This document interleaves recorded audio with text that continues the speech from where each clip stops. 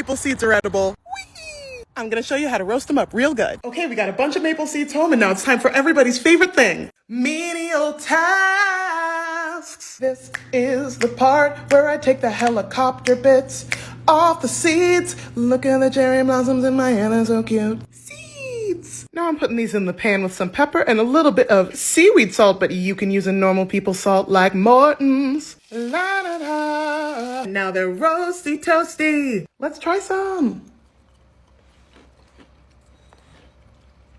Okay, these are a very good snack. Oh my god, yum. So last week I said that the best way to double check your ID of these velvet shank mushrooms is to do a spore print, and everyone was like, what is a spore print? So I'm going to show you. I'm fairly sure these are a velvet shank because of the nice velvety stem this has, and it's got no skirt, but these are mushrooms. We don't mess with mushrooms, so we're going to spore print. So we're going to need a glass bowl or a glass cup. In this case, we're looking for a white spore print, so black card, sorry, plant, and then you should be good to go. Wait, I forgot, you also need water. So I've laid these gill side down on the black card. Oh, that's cat hair, whoops. So we're going to give these a nice mist with the water. Oh, maybe that's too much, but we're here now. And then cover them up with the glass bowl and leave for a few hours, ideally overnight. Good morning, it's the next day, and we're going to check on these lovely spore prints. I can see them. That white spore print means we know these are velvet shanks, not funeral bells, which produce brown ones. So we're all clear. Spore printing is a great way to confirm your ID, but make sure you do your research. That's the best thing you can. Seeds or plants in the wrong place, part 3. These are garlic scapes. They are a good source of protein, vitamin C and calcium. Curly.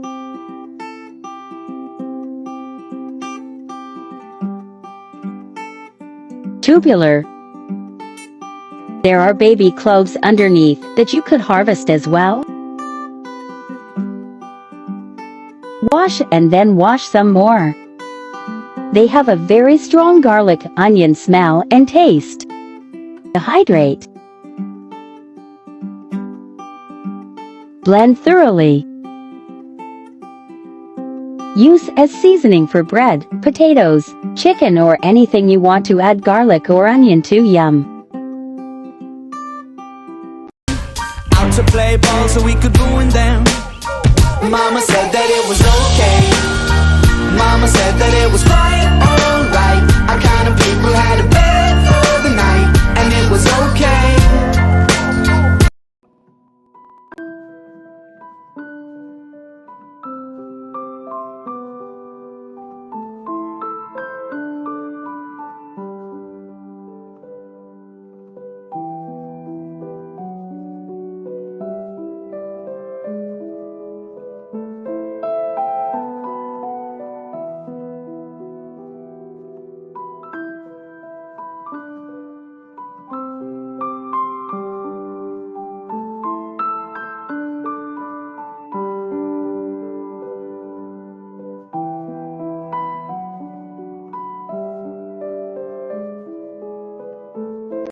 What do you do for fun? All I can say is that my life is pretty plain. I like watching the puddles gather. This is another big pharma alternative. I found these cottonwood branches on the ground after a windstorm, and I'm after the buds. I took them home and I rinsed them off in the sink.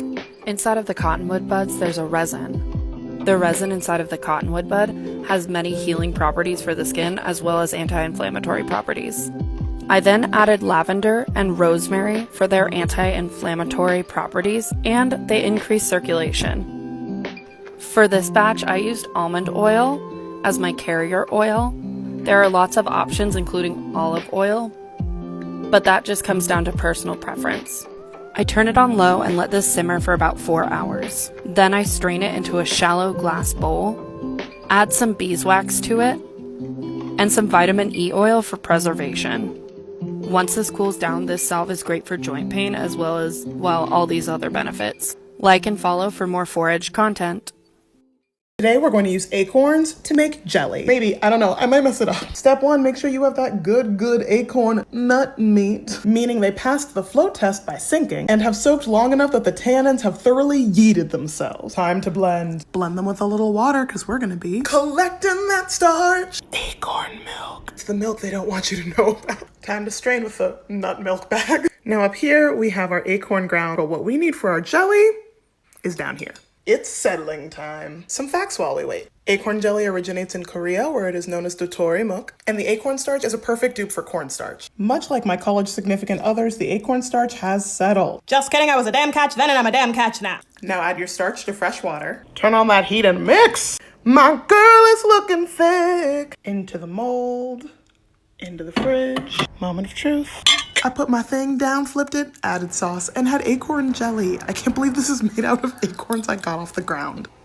Hey guys, this is Gordon Fast and my Fungi. I want to tell you about this amazing orange polypore mushroom called chicken of the woods. It's an edible mushroom with no toxic lookalikes.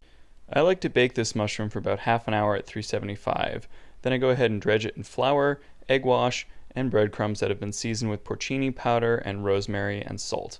Then I get ready to fry these amazing little chicken nuggets in my cast iron skillet. I manage the heat carefully since they're already cooked and I'm really just browning the breadcrumbs off. You can do about anything you want with these chicken nuggets when they're done. Here I'm making a chicken parmesan, putting down a little bit of tomato sauce, covering them in sauce, spotting on some mozzarella, adding some herbs, some garden tomatoes, and a little bit of parmesan to make a really delicious vegetarian version of chicken parm. And I put them on sliders. So damn good.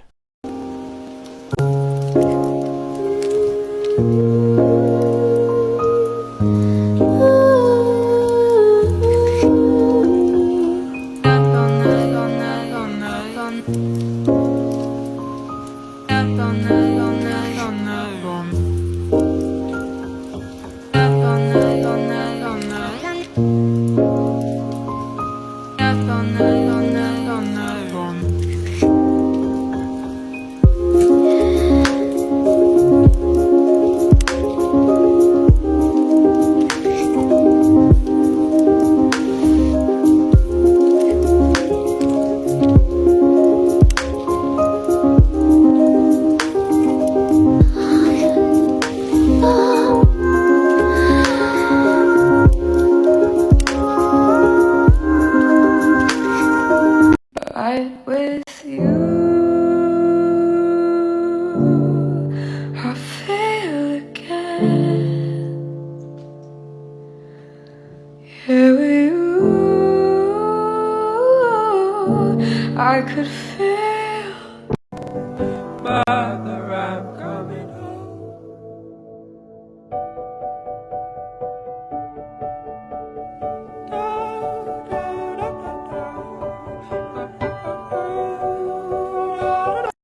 Hey, how you diddling?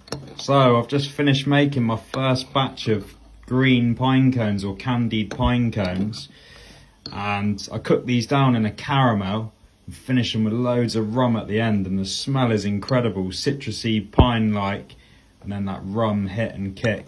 And I just use these to top ice creams and yogurt, drizzle over cakes, pancakes, that type of thing. I absolutely love these. So I did them last year with a coffee caramel, but this year is just literally a rum caramel. But make sure you've got a good kick of rum, and you cook these pine cones down until they're really soft and tender.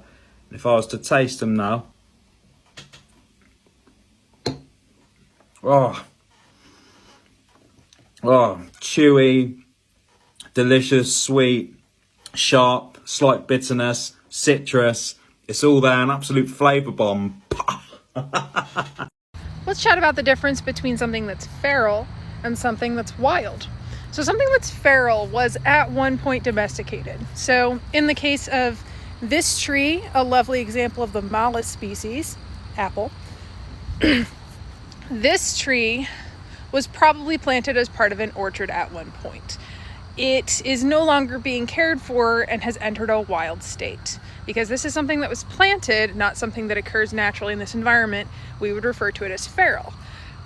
Alternatively, if you're talking about something that's wild, it's usually something that's in its native environment in a wild state. A good example of this in Michigan would be the wild blueberry. They're native to this area, they grow wild around us, they are wild. Fortunately, both can be really tasty. That's dynamite.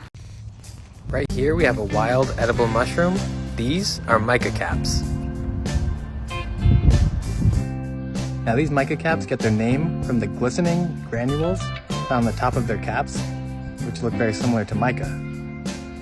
Now mica caps are some of the first mushrooms to appear in early spring. They grow at the base of trees like this maple here, and they often grow in large clusters. The caps of these mushrooms are light brown, the gills are black, and they also have a black spore print. Mica caps will begin to decompose as soon as you pick them, so it's best to take them home and cook them as quickly as possible.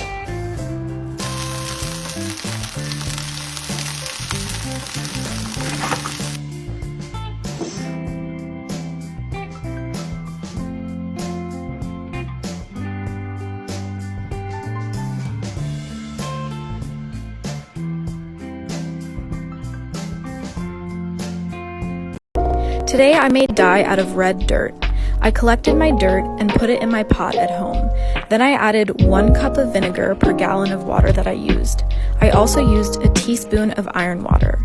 Once it boiled, I added my fabric to the pot, and here are the results. Ultimately, I decided to leave it in the bucket for another day.